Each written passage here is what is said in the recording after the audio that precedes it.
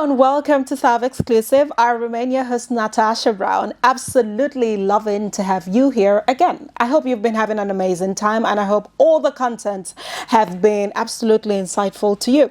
On today's particular episode, I am speaking with a giant house of creative talent. I like to call him that. He is the Director General of the River State Tourism and Development Agency. He's also the Creative Director of the Seki dance drama. I still don't know how to do that dance. Head of Production, African Magic, and also a recipient of the Outstanding Achievement Filmmaking Award from the Women of African Descent Film Festival at the 42nd Brooklyn Arts Council International Film Festival. I know that's a lot to take in, but yeah, do stay tuned, don't go anywhere, and we'll be right back. Welcome back, Mr. Yibo Koko. Good to have you here. You know, I've always wondered, is that all there is to your name or is the short form to a longer name? I really need to know. Is there like a Yibo or more something to the name? That's all there is to it. I don't know. So come on. Well, you know, my name is Yibo Koko. Okay. That's my name and that's my fame. On my passport, yes, there's a little bit of about something. Yeah, just small. Yeah, but and you don't want us to know that, I guess. Okay, that's private. But where are you from, though? What area of the Niger Delta? My local government area is Port Harcourt. Right, Yeah. Absolutely, yes, right. Yeah. I'm from Amadiama. Amadiama, Ogoloma, Okrika. I wouldn't have thought that, actually. I knew it was Okrika, but I wouldn't have thought Amadiama. So allow me to do the thinking. So just chill with your Nice to have you here. I am really excited having you here. I've always known about you, heard about you, watched some of your projects, and I'm sure our audience, they're going to absolutely love you. Wow, you're spinning my head right now. Okay, so getting right into it. You've been into the creative arts for over, I can't even seem to quantify the number of years, but since about 1991, and you say that was when you were in school, but even before then. That's when I left school. That's when you left school. Yeah. And even before then, you had already been a big player in the whole creative arts and all that. What's your journey been like? So let's sound like Nigerians, as we say. We give glory to God. Oh, glory to God, yes. But beyond that, yes. It's been amazing. I chose to do what I love to do.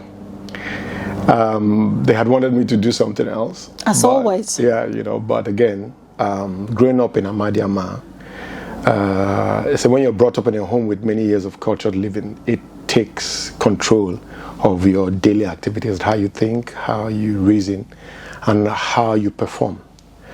And to be a Nigerian is an assignment here on earth. Is an assignment? Yes, you know, so, yeah. The creative space has been very enjoyable. And growing up in Amadiama, where we had masquerades, displays, Township School 1, where we had performances, poetry recitations, and all of those things. And then we had the very enterprising Arts Council then. They're still there. But then you had almost everybody you wanted to see there. We went to see plays and when I saw Laro Timmy's The Gods Are Not to Blame in OGS in 1982, I think, yeah.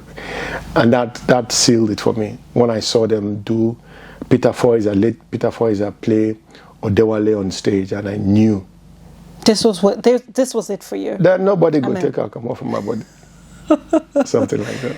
I would have been shocked if you didn't put a bit of vernacular in there. Okay, so definitely, I don't even need to ask you if this was something you picked up along the way. It's inbred, it's in your blood, it's what you do normally, naturally.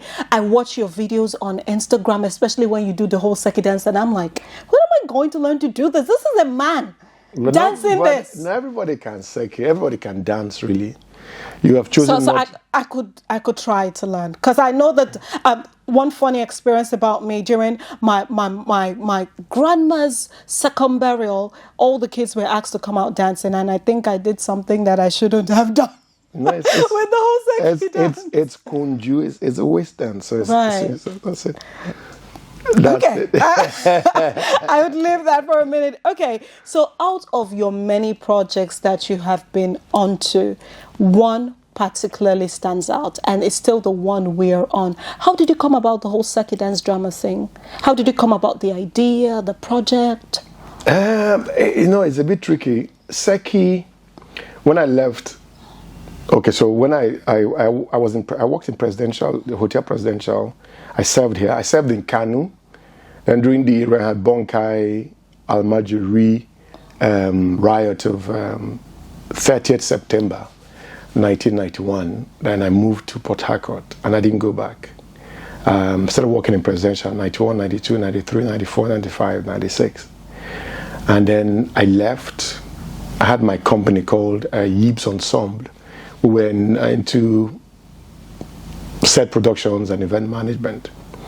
But the monies I'd gathered working in presidential and all the things I'd done, doing stand-up comedy and all of those stuff, we just thought that we needed to do something different. And the world is a stage.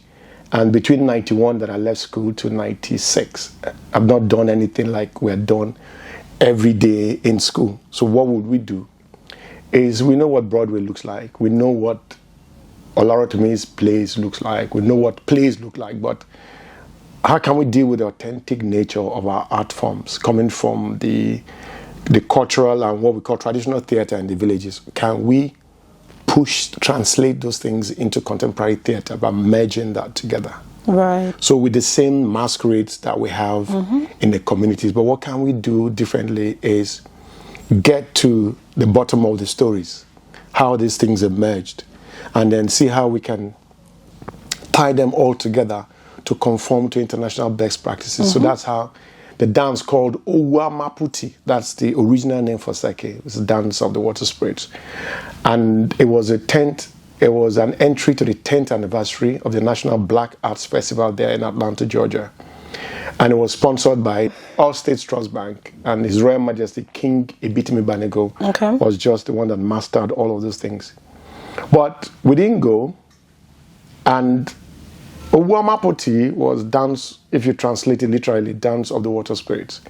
I know we are very parochial and About that, pious. yes. And, so to get involved for them was more like doing something that was not ordinary. But in the Western world, they were curious to know more about what this dance was. But to balance the Nigerian audience and to also get them into buying into the dream, we changed the name to Seki, which literally means dance. So same thing, but different name.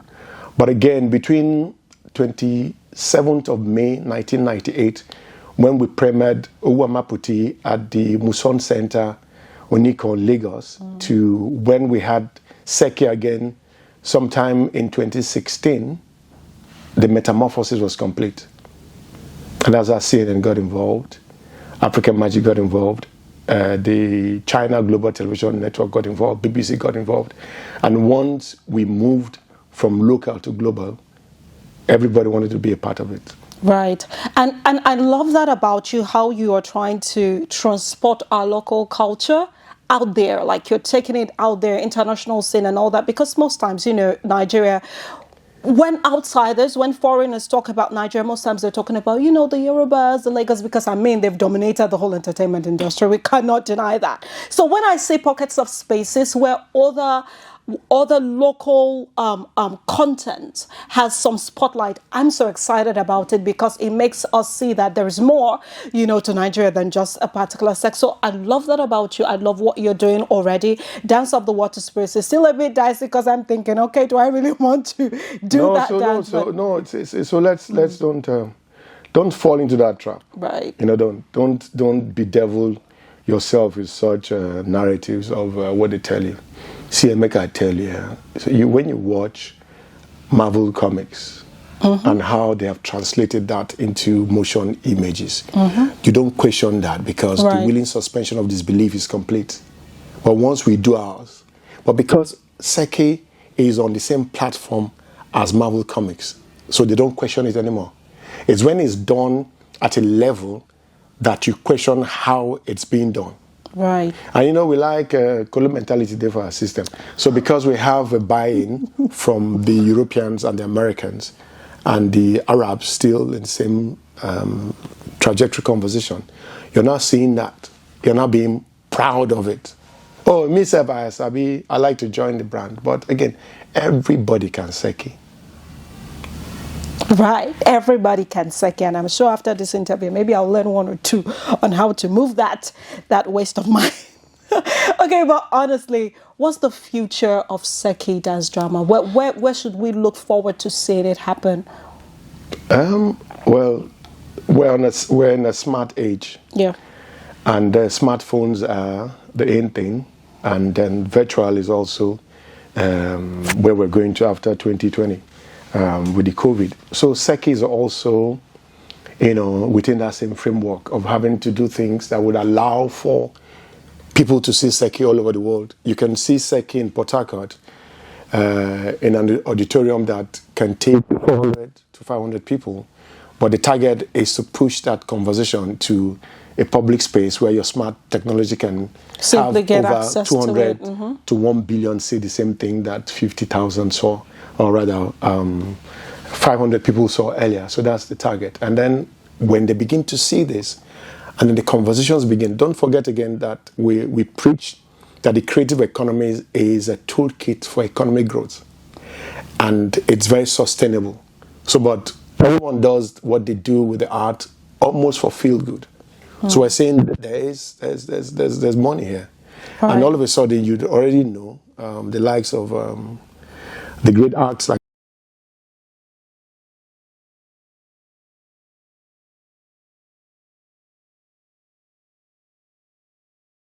Sabinus, Mike Angel, I'm referencing those that are in Port Harcourt. Yeah, And Range pushed, Auto yeah, and so the you can likes. see what's happening. So once you begin to take them very serious, and you can see that even most doctors, lawyers or engineers or architects also fall back into the creative space because deep down, most people did what they did because their parents wanted them to do what they're doing in school. But now they're going back in search for what they really want to do. And that space is not just fun anymore. It is sustainable for growth and have all that you can economically. Thank you so much. So before we go on the short break, we'll get into your foray into the whole head of production Africa Magic, because I really want to see Seki dance on TV, big time. So do stay tuned. Don't go anywhere. We'll be right back. Hey there, are you looking to record your videos, do your voiceovers and take your professional pictures? Look no further. With our state-of-the-art newsroom, photography, kitchen for our food content creators and exclusive children's studio, we certainly can deliver the best studio experience. Our carefully designed studio space can bring your diverse creative content ideas to life. We aim to consistently serve value to our customers far and wide. Come, let Thav Media give life to your dreams. Thav Media, a slice of infotainment. Welcome back. So about, before we went on the break, I was going to go into your head of production work, with Africa Magic, but I'll just leave that on the side for now. Marvel Comics. Before we went on, you were about to talk about backstories to these characters, with Marvel Comics. Most of the time we find it interesting. We find it almost aspirational. Every kid, I want to be this, I want to be that. But when it comes to most of our own indigenous works, let's say, for example, they put up a movie about Oduduwa or Shango or something, people start acting like, is that not diabolic in a type of way? So what gives? Yeah, well, it's how you dress as you wish to be addressed, and as you dress your bed, that's how you go lie on top. If you remember growing up, and then we had Marvel Comics coming up, we were all eager to get to Marvel Comics, and everybody wanted to read those stuff, and then it was a way of life, especially those that Jepota children, where we carry the Marvel Comics come. Then it was even though the Incredible Hulk, Spider-Man, it was the Amazing Spider-Man, or it was Invincible Iron Man, and then Fantastic Four. could imagine before they became cartoons, you know, we could watch them on Cartoon Network. It wasn't even Cartoon Network then, but then we could watch them. And then all of a sudden, by some grace of technology, we're beginning to see all of the creations of Stan Lee, you know, as a kid, we can see them now, and even our kids are seeing them, not the way we saw them, but more real lifestyle. But also don't forget that the African American, so let me just digress a bit. The African American who has not come into Africa proper, you know, is not particularly in the know of what Africa is all about, beyond the fact that they were taking, their great-great-grandfathers were taken away as slaves. Yeah, okay. So you have that conversation, and then their grandfathers or great-grandfathers didn't have the chance to come into Africa like they do now. They could go to South Africa, they could get to Ghana, and when they check the genealogy of where they come from, they can trace their origin to Igbo or Yoruba or wherever, and that's great. But the holistic knowledge of Africa as an art form is not a way of life. So they could do their research. And when they do their research in the universities, they could get an anthropologist or to get a historian or they could get a spiritualist or whatever to get stories that screenwriters can create what they call an Afrofuturistic knowing of Africa. Okay. It's called Afrofuturistic. So that means Wakanda, I was going to say that, is more of Africa for them, but me and you know, say, Nigeria is in Africa, Angola is in Africa. Yeah. But for them, they think that Africa is not a continent, but some people assume that Africa is just a country. So, and when the Africans are not as telling in terms of being authentic with their storytelling. Stories. Yeah. So we have a challenge there. And most of our art forms, you know, most of the beauties of our art forms are within the myths and legends. And how many people even know these stories?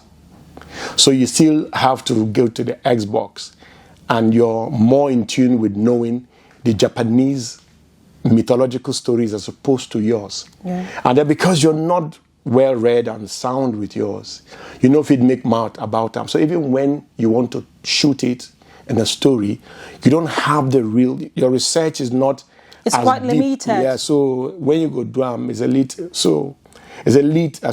bit, I don't want to use the word slipshotly done, but you know, get depth of attraction. There's no much weight to it. So, and then sometimes a little bit cheesy when approached as opposed to when you're doing Thor, God of Thunder, you know. And I repeat again, the willing suspension of disbelief is there. So Schwarzenegger can die in a movie or in several movies, you know, like 60 times, and then nobody questions how he did die, you know, like because the belief is there saying die, disappear, die. But when you shoot your own hair, and if you don't do it well, people go say, well, they never die like that. Yeah. You don't die lot before. Of criticism, why go they question the death like say you don't die before? You know how then they die.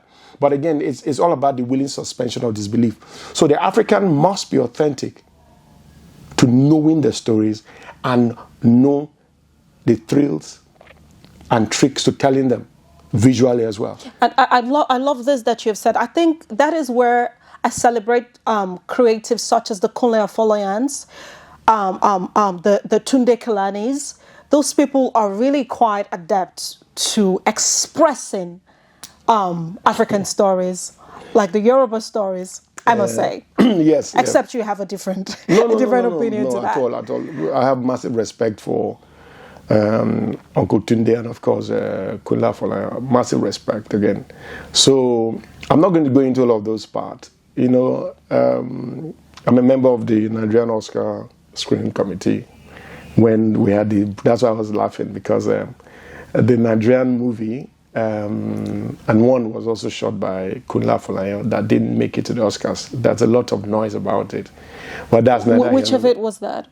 Which of the movies, if I'm permitted to ask, which of the movies didn't make it to the Okay, no, Oscars? it's Kunle shot Anikulakbo. Okay, Yeah, right. So that's right. not, and I mean, it's done well with the story anyway. After all, the series is coming up with Netflix involved.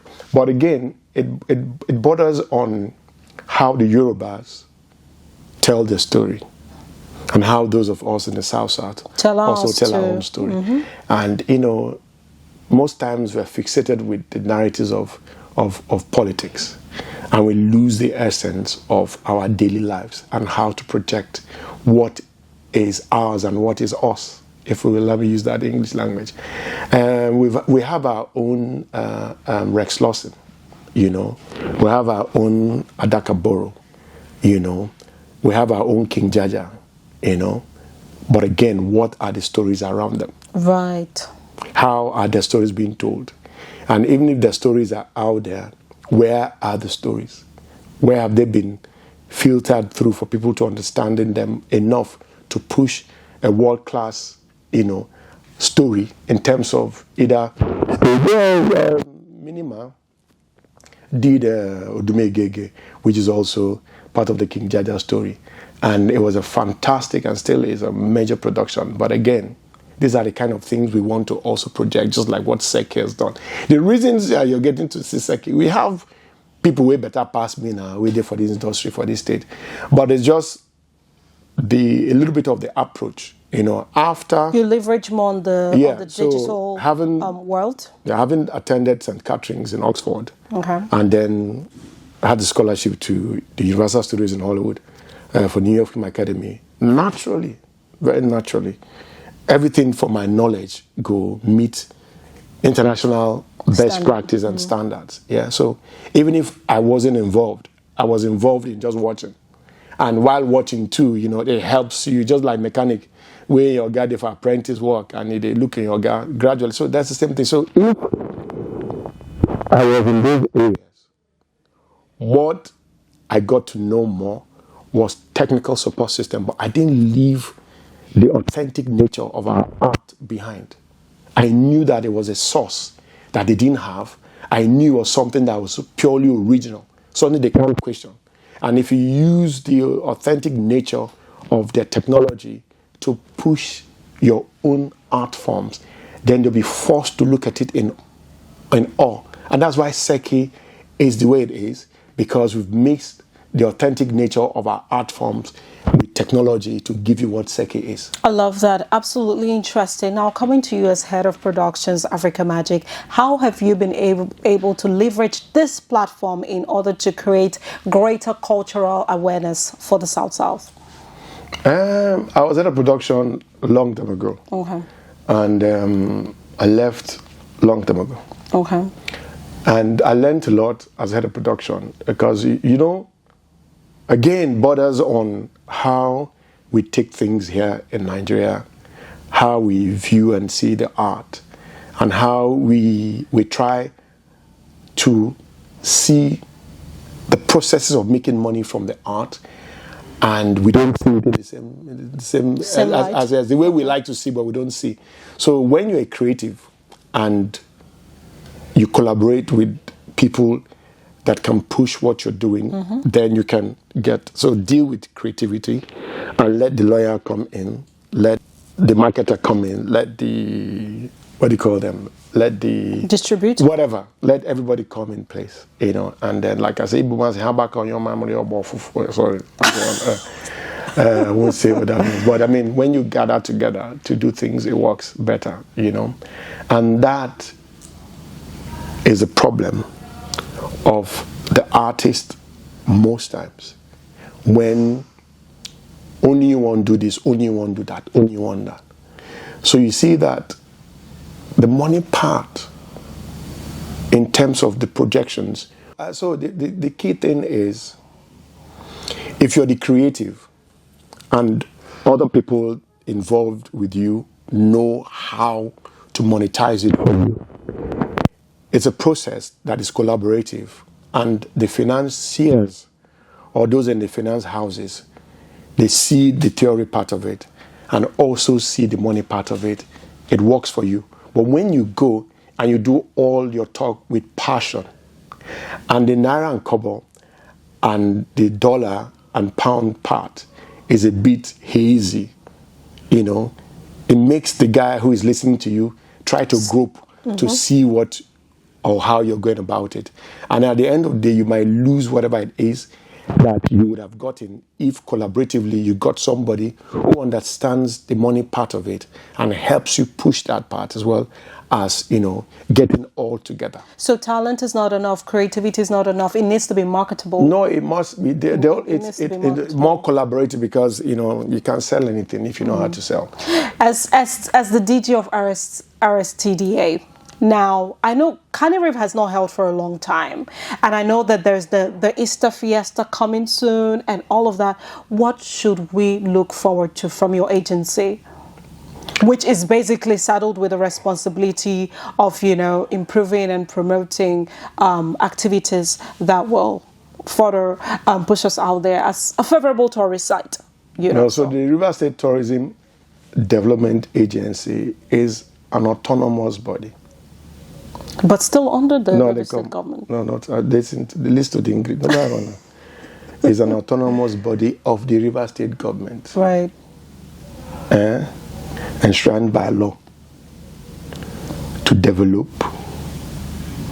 curate, create all that is needed, necessary to make tourism and a creative space of River State sustainable for everyone in the 23 LGAs and 26 ethnic groups of River State. So that is very strong. And just a couple of days ago, the president signed into law the Nigerian Tourism Development Act, repealed of 204. So we are ready. Okay. So now, coming to Canny Reef and all of those things, my answer to this is Canny Reef is just a drop of water in the ocean of the creative beauty of the state. Now, I'm not going to run away from the fact that everybody wants us to do Canny Reef. And I'm saying that, okay, since we've not had Canny Reef, what else can we do? Why don't we walk towards all other areas? Because 2020 was against gathering. And that became the prerequisite for conversations why you shouldn't gather and cluster to spread COVID, isn't it? So even when all of that had passed, we're still trying our best. So, but between that, even in United Nations, all agreed that the best way is to digitize, everything possible within the tourism space. So what were we doing within that period of time was to grow a conversation, to letting the people understand in the first place, domestically, what tourism means. It's not just about going to Walt Disney. It's about letting the next man from the next community to come to your own village. Right. So in other words, definitely there are some plans, some projects in place that you will probably put up in collaboration with the new government coming in. So can we have a little insight into those projects we're to look forward to via your autonomous agency? Well, see, when I use the word autonomous, what it means that that it is saddled with responsibility to think and then give back to government, on how best to do the things that we need to do. We already have some guys here who came in. We have a roadmap to rejig the River State tourism economy to 100 billion naira revenue based financing to 4 trillion to grow the IGR of the state within the creative space. All of those things there. We have things that already have been done. And nobody will question all of those things because it's a process, and like I said before, the things that are intangible are a bit slower in processing, especially when the creative space is more like a feel-good space as opposed to the space where you can grow sustainable wealth from it. So what the agency is doing or has been doing since is to show that this is an area that can grow wealth for for the the state. creative and the state. Okay. You know, and it's a process, and we pray above all things that it is better late than never. The governor approved even before the elections. He had approved for us to do an Easter show. Okay. But the plan for the Easter show again was not to come before everyone, because the elections were all over the place, and you know, the younger generation were a little bit not too happy with the happenings across the nation. So you didn't want to come in, and it would seem as if you're trying to distract them from their immediate point of view. So the idea was to calm down, let us read the mood, but let's be people know that irrespective of your political affiliations, as a creative, let's leave partisanship and think to grow our industry. There was a time when Port Harcourt used to be the hub of creativity. So let's go back. So the only way we can do that is to go through a process where talking about the show becomes very organic. It's homegrown. Let the people, let the artists themselves be a part of it. You know, if you do that, then the agency becomes like general overseers. You know, where beyond performance, we're putting us on a mileage that will allow for international viewership, local viewership, national viewership. But the conversation will make them see more of the Burna Boys here in Port Harcourt. Right. Yeah. All of those things. I love that plan that you have in place. But finally, just quickly wrapping this up, River State has quite an unfavorable stereotype attached to it when it comes to outside investment and private partnerships, because one of the things that will enable such agency to be able to thrive is also when private companies are able to come in and invest too. But so far, River State is known to be quite insecure and not a good pocket for investment, you know, getting return on your investment and all that. But so how do you plan on getting private persons and foreign counterparts to come in to invest and get all of your ideas off the ground? You know, there's certain questions you ask, and you ask, will I say the government proper? That, but let me answer this in it's the simplest. Okay. We like to bask in this conversation. Right. Yeah, because it tickles our fancy to be negative. Right. Right. I'm not saying that you don't have pockets of, you know, stories that are wrong, but the truth of the matter is that we escalate the stories beyond, like they say, when I'm good, my mother never hears it, but when I'm bad, she does. So even when a very minimal percentage is the wrong story, we capitalize on it and expand it and make a sensation out of it. Yes, no. So you talk about Lagos, you talk about the other people. I live in Lagos now. You want to compare some of the insecurities we have in certain areas of Nigeria to River State? No. We don't get our own story. But even when it is not like that, the bile, the anger, you have very prolific people on Facebook, on social media, write about themselves because of their opposing ideas and political opinions. Those are the things that when they do a search, the algorithm will show that these negative trends of conversations are what they're going to judge us by. It's not because these are the things that are happening. Right. Because if I speak ill of you for so long and you go, you will vote for me to come to do what I have been speaking of. Then when I come, you go back to now speaking ill of me again. So in reverse, we keep doing the same thing. And, you know, nobody wants to come up with, sometimes you don't even know if it's true, but because that's what has been selling for so long. I'm a creative. I'm from River State. Séki is from River State. 99.9% of everything about Séki is from River State, and Séki is global. We've been to New York, we've been to Dubai, we've been to Kinshasa, we've been to Kingston, Jamaica, and we're still, you know, on that. In as much as I work for government now, but those who are running the show are busy doing what they have to do. But we come to Port Harcourt, we come to River State, and pick people to do Séki for us. So why can't every other person who is in the creative space understand that. Why wouldn't the political class also understand that? Because one, the atmosphere is serene by how we project our stories. So even you, who is the press, you rather ask for me to pay for good news. But when it's bad news, you just report it. And you have bad news discussed as current affairs. You have bad news discussed by phone-in programs. You have bad news discussed as if, now one jollof rice way they want to share. So once you have that consistency in speaking ill about yourself, you like to hear yourself.